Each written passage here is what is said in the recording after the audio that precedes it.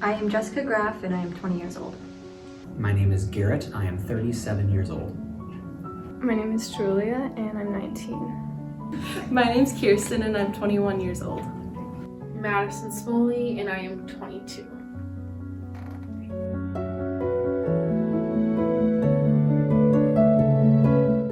My perspective on films when I was younger was that films were the things of adults, of grown-ups, that what would be good for me is to kind of mature into someone who really appreciated more grown-up movies. When I was younger, I really just liked watching films like with my family, with friends, and I would sometimes watch them alone, but it was more just like an activity for all of us to do together, I guess. I couldn't tell the difference between a good and a bad film. When I was little, I was just consuming pretty much anything that came my way, especially anything my parents watched, so they had to be careful. I think though it wasn't really that I thought they were real. I think it was more of I felt like it was another world that I could escape to, so it was kind of like another world that I could have gone to, but it wasn't my real life here, but that it was another like universe almost. I didn't really care about the plot, like I wasn't really watching it in that much detail. I would just watch it just because. I feel like the rest of my family really cared about the movie. It would be like, oh my gosh, this is what's gonna happen next, but I was just there eating popcorn. I think now I'm more picky about things that I watch, just because I'll pick things that are more relevant to like my life or like what I care about. Movies have become more of something that I do or that I watch, and I love like how they can make me feel. Like a comedy can make you laugh, and like some of my favorite movies are like rom-coms, so they kind of just put you in a better mood. I've really loved how much a movie can really move you. I've been focusing a lot more on like the plot of things, how well it was written.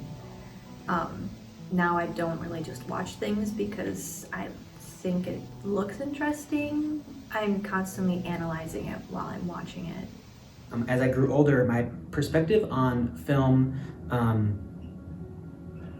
became more about thinking of how movies were made, more than just taking movies as presented. I think films today, there are some that are very good quality, but I guess they're kind of different. They almost have a different tone than the ones that I grew up with. They have some parts that have become better because of technology and the techniques we are able to use now, but I also feel like the movies when I was younger were more original, and nowadays there's a lot of movies that are, it's like the same plot or theme, just written in a slightly different way. Now it's really hard to find a movie that's actually like well written, doesn't feel like forced. There's potential, but I don't feel like they're hitting it where I want them to. Because, I don't know, I feel like they're making a lot of movies, and a lot of them are pretty good, but some of them they're just like throwing out there because they want to. Or like some of the like sequels are making some movies, I'm like, you didn't need to do that because you just ruined the first one because you're making it bad.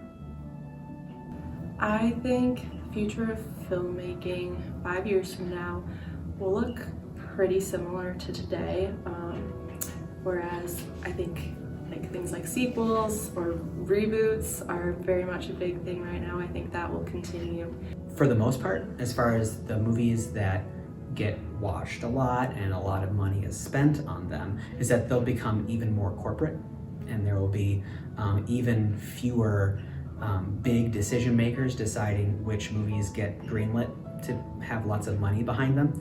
And so I think creatively that's going to be it's going to have a negative impact on the good creative output of movies.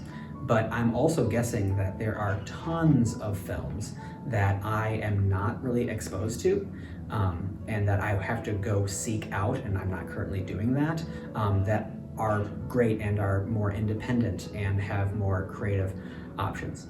if something doesn't change, it's not gonna look pretty.